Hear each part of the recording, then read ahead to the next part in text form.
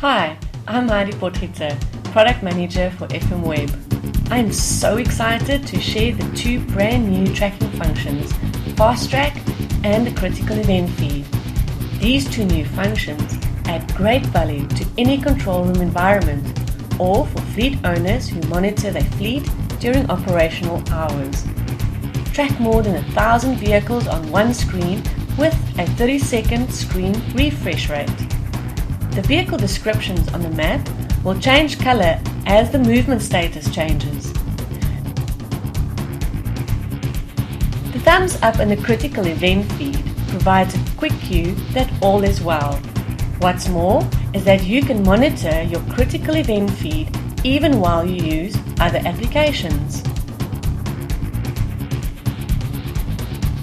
Active Tracking sports two new features. View your trail on a map by minutes, and an exclamation mark now indicates if an event has been triggered. Now log on to FM Web and enjoy the new features to assist managing your fleet. Till next time.